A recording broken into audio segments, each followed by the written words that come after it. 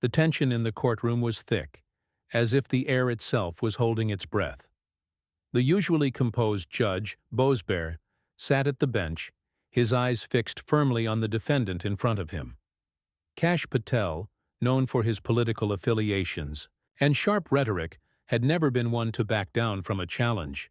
But today, in front of a packed courtroom, it was clear that he was up against something far more dangerous than the media or the public: Judge Boasberg's unwavering resolve.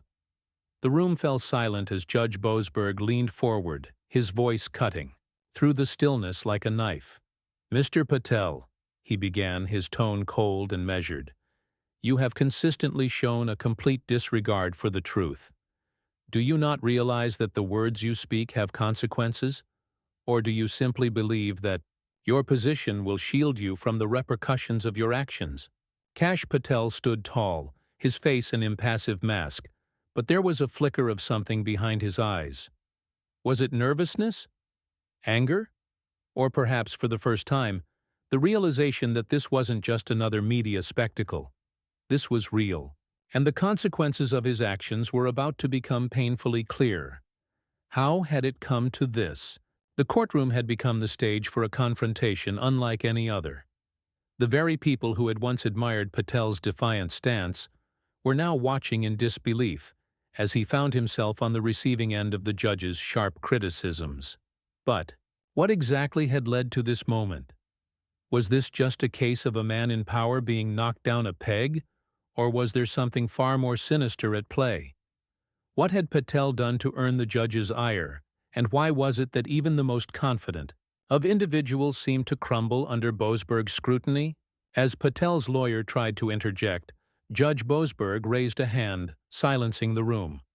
The judge's voice was like thunder as he continued, "Do not mistake me for a fool, Mr. Patel. You cannot manipulate this court, and you cannot manipulate me. You have repeatedly misrepresented facts, and today you will face the consequences." A murmur rippled through the room. This wasn't the type of courtroom drama people were used to seeing. No flashy lawyers, no grandstanding. This was real, and the stakes had just been raised. It wasn't just about the charges against Patel anymore. It was about something deeper, something that would soon leave everyone in the courtroom questioning. What had really been happening behind the scenes? Was Judge Boasberg simply doing his job, or was this personal? Was there more at play than the public understood? As Patel clenched his jaw, preparing to respond, Judge Boasberg's eyes narrowed. "I suggest you keep quiet for the moment, Mr. Patel. You're about to learn that your words have consequences, and I intend to make sure you understand exactly what that means." The words hung in the air, charged with an electric intensity. For the first time in a long while, Patel seemed unsure of himself. The audience was on the edge of their seats, aware that something monumental was about to unfold. This was no ordinary trial. The real drama was only just beginning. As Kash Patel tried to regain his composure, it was clear that Judge Boasberg was not backing down. Every word from the judge felt like a heavy blow, landing squarely in the middle of the room, where it reverberated in the hearts of everyone present. Patel, who was so accustomed to controlling narratives and swaying public opinion, was now in a place where his usual tactics held no power. There were no cameras for him to address, no journalists to manipulate with a well-timed soundbite. In this moment, there was only the cold, unrelenting presence of the court. "Mr. Patel," Judge Boasberg continued, his eyes never leaving the defendant, "you stand here accused not just of misdeeds, but of dishonoring the very institutions you claim to protect. What do you have to say for yourself?" Patel opened his mouth, but the words didn't come.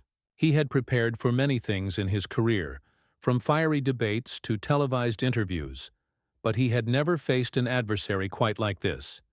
He had underestimated the power of the courtroom. He had underestimated the power of a judge who would not be swayed by the weight of his reputation, his political connections, or his arrogance. The courtroom seemed to close in around him. The audience, silent until now, waited with bated breath. They had been expecting drama, political drama, the kind they had seen so many times before. But this was different.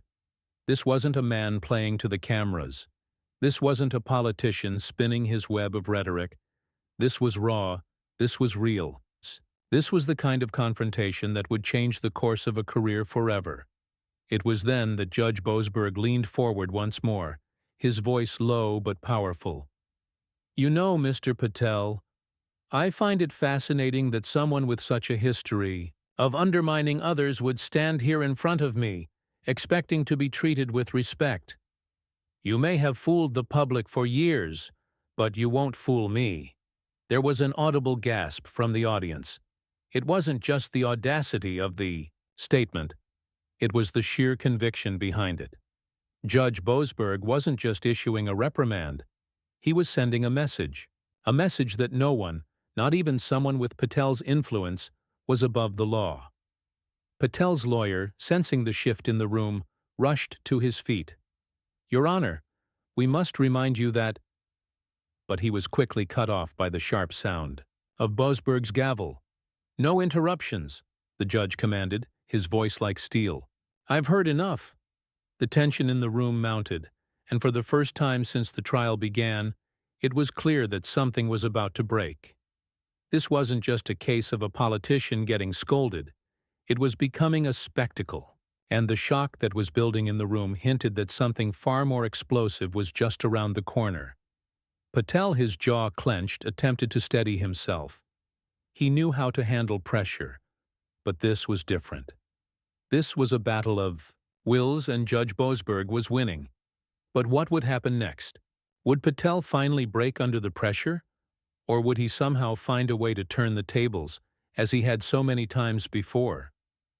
Judge Boasberg's next words were the ones that sealed Patel's fate. "I've had enough of your games, Mr. Patel. I've seen enough. Bailiff, take him into custody." The words hit like a sledgehammer. The courtroom, which had been tense and expectant, now erupted into chaos. The bailiff, a large man with a stern face, stepped forward. Patel's face turned, pale. He had been expecting a reprimand, perhaps a fine, maybe even a temporary suspension. But this was something no one could have predicted. "Your Honor, this is outrageous," Patel shouted, his voice rising in desperation. "You can't do this, But his words were drowned out by the gavel once again.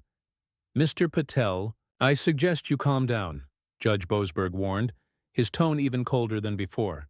"You are under arrest for contempt of court. Do not resist." As the bailiff moved to handcuff Patel, the room fell into stunned silence. It was as if time had stopped. Everyone in that courtroom, those who had watched Patel's rise to power, and those who had witnessed his many triumphs, was now witnessing his fall from grace.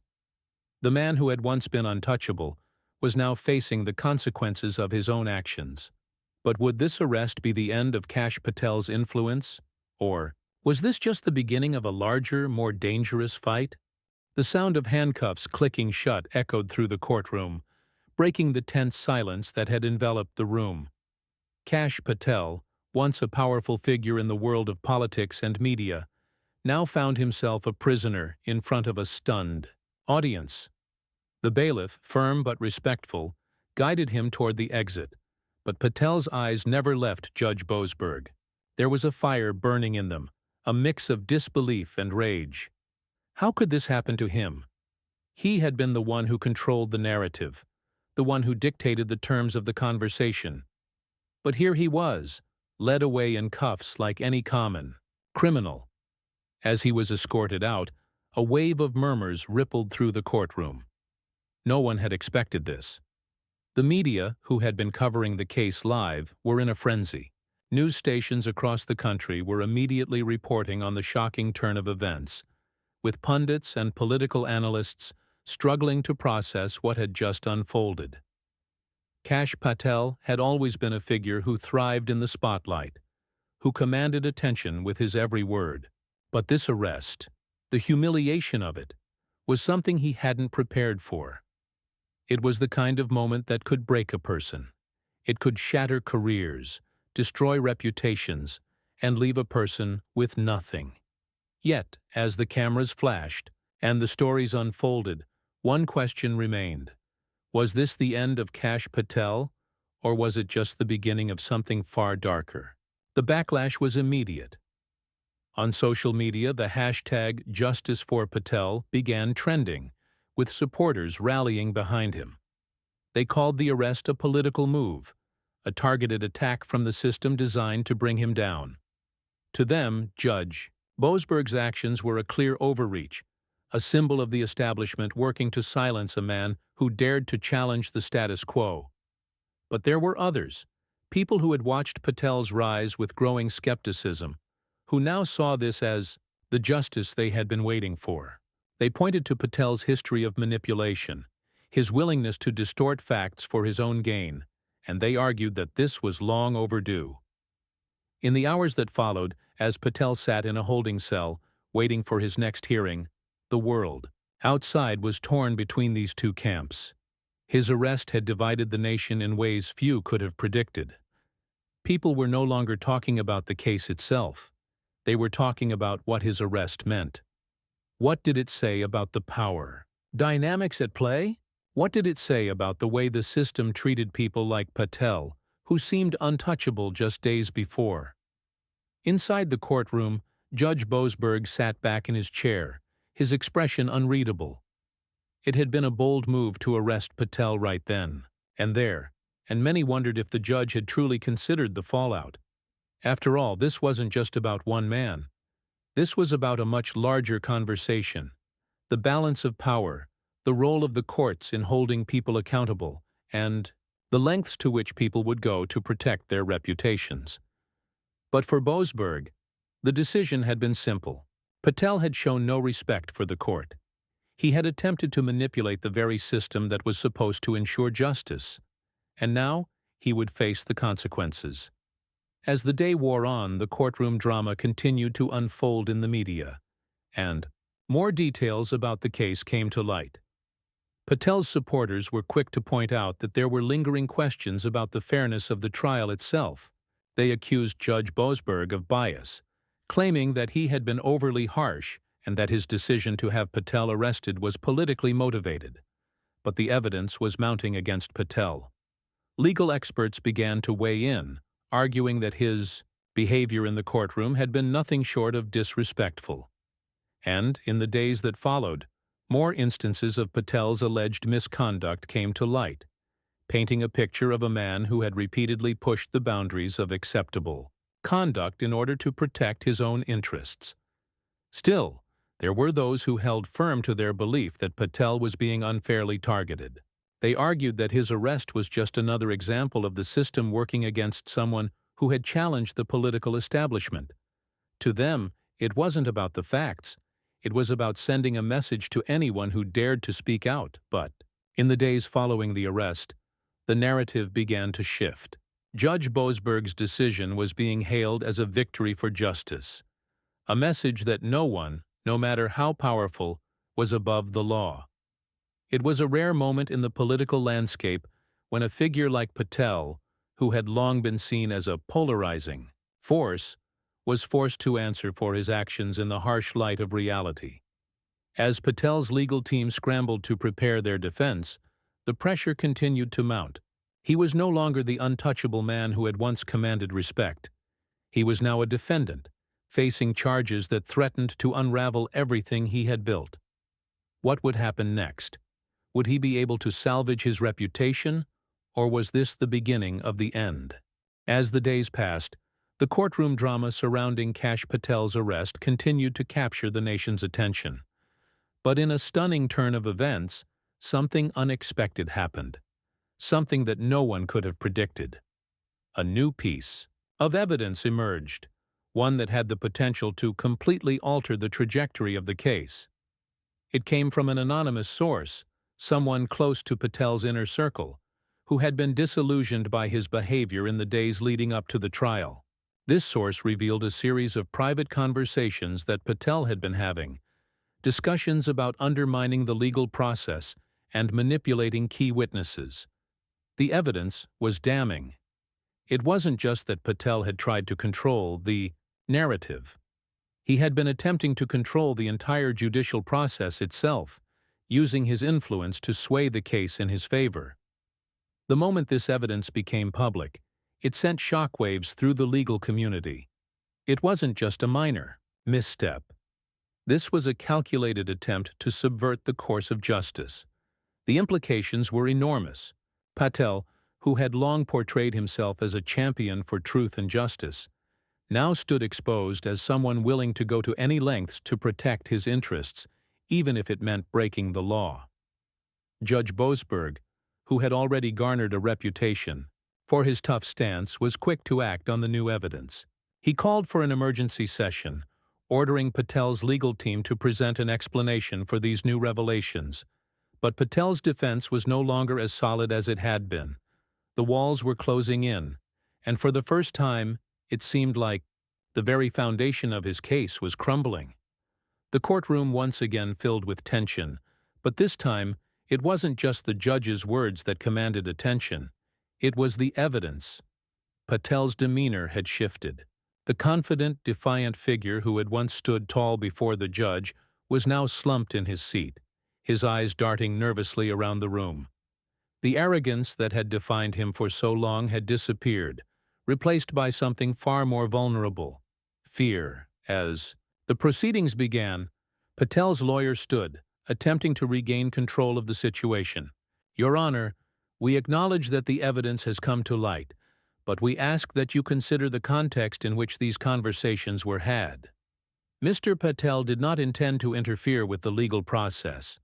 These were discussions taken out of context, mere expressions of frustration.